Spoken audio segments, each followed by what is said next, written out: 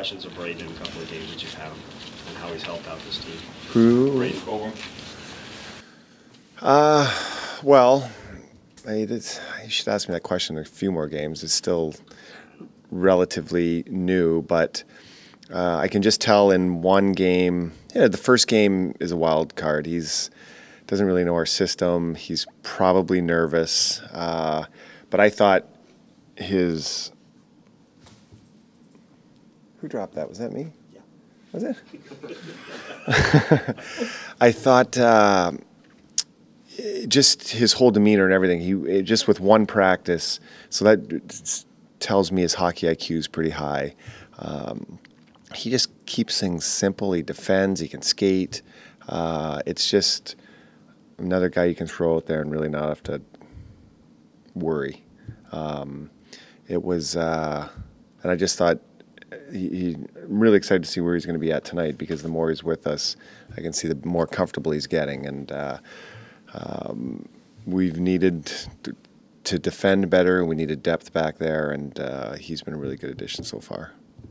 As you get into this every other day schedule now, like for pretty much the next few weeks, does that help with rhythm? Does it hinder because of maybe the practice time is limited? I mean, how do you kind of view the way it sets up? Well, practice time is how you determine how you schedule it. When you have back-to-backs and 3 and 4s, then you're getting no practice time. So having the games spread out, even if you're going to get on the ice for a short time, you can still work on a few things. I think trying to find your days off, that's a little bit more where you got to find, insert those. But I don't mind the game off. It's when they all get stacked up on top of each other in 3 and 4s, and those are a lot tougher. When you guys acquired Coburn, Steve was mentioning how much he's pleased with the development of Schuster. Obviously, he played a lot more minutes than he probably thought he would this season. What do you thought about him this year, and maybe getting him with Coburn here, maybe not to play as much, that might help him too? I don't know. I can't sit here and say, just because we brought Braden Coburn in here, other guys aren't going to play as much, because you're still taking somebody out of the lineup that was playing. Coburn's just taking his minutes and maybe a couple more. So it's not like there's a huge, one guy comes in and massive minutes are taken away. Shu's been a valuable part of our team for the whole year, and he's in our lineup every single night. I think we'd hoped for that and somewhat expected that at the beginning of the year, but he hasn't let us down. He's, Shu a 28-minute guy? No, but there's not many of those guys in the league. But can Shu give you 20 every single night and be dependable and move pucks and make plays like he did the other night? For sure he can. And the more he plays, the better he's going to get. So I don't know if Shu's going to be better because we take a few more minutes away. I don't think we play him so much that his game goes downhill. And he's got to keep playing anyway, just to get, the more reps, the more minutes, the better he's going to be. But I kind of like, our decore's kind of running out well, and I don't know when Matt Carl's coming back, but he'll be coming back probably within a week, I would hope, and see how, everything goes then. But I like the way it's rounding out right now. What are the biggest areas of improvement for Shu? What are the biggest areas you've seen take a step? I would say his ability to think out battles more in corners. I think he used to, when pucks would go back, he used to rush it more when he was under pressure. He'd get beat out of the corner a lot more. He wasn't probably in control of his body as much, being pretty tall and lanky, and he's got the long stick, where now it seems like he goes into corners now and comes out with the puck. He knows how to ride guys in. He's just learning how to go back for pucks more, and I think that's really, really helped him so far. The other side of things, I think on the puck handling side, I think the other night was a great indication. Not rushing plays the point now. He's trying to make plays. He's got his head up when he shoots. He's got his head up when he's passing.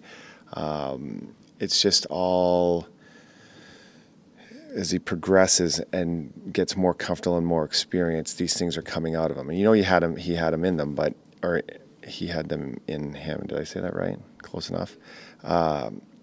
but it's just until you're really in there, you don't know how much time you really have in the game. And I think he's learning that more, and his ability to win battles is increasing, and it's been really good. Last 7 games, the 5 wins, you've given up 5 goals. The 2 losses, you've given up 9 goals. Is there a couple of things that you point to there that,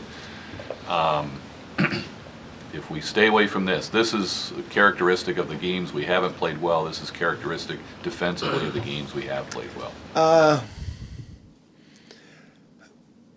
I think I look at the Colorado game, and we didn't play all that bad in that game. It's just when we blew up, we really blew up. It was just glaring error, pucks on the wrong guy's stick in open ice, and they just ended up in the back of our net. To me, though, that was a rare game for us. I don't see us doing that a whole lot. And then Florida, kind of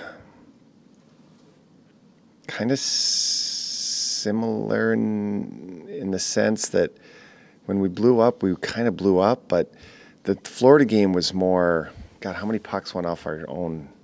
I mean, 1 goal was scored from behind the net off Bish, 1 went off Garrison in, and the other one went off Strahls right to whoever was in front and tapped it in. Like, we had a big part in that. So again, you can sit here and say when we blew up, but just kind of in a different way.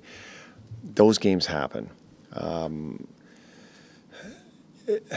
I can't sit here and say, oh, did we make some glaring errors? We did, but I just don't see it as that continuing thing. It happened in games, and when it happened, and it was tough. But other than that, I think we've played pretty well defensively, and there's no question if you're going to give up 0 or 1 or 2 goals, you got a really good chance of winning the game. You're going to give up 4 or 5,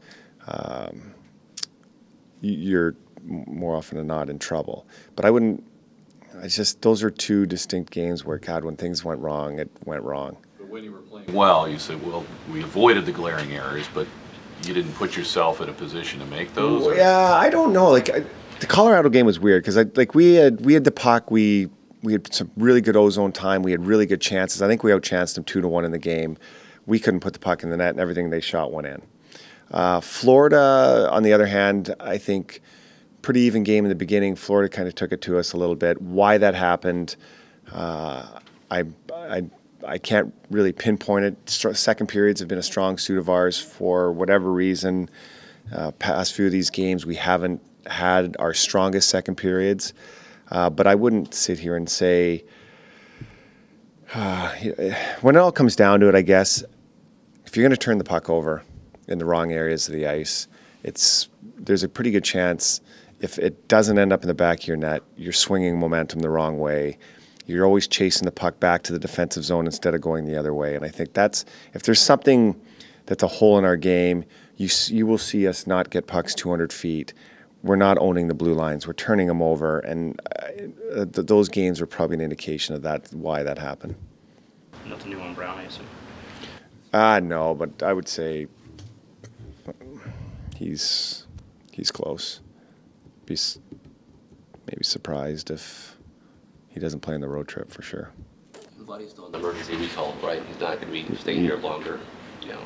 Not that I know. Yeah, we'll cross that bridge when we come to it. Wow, cliche to finish. Nice.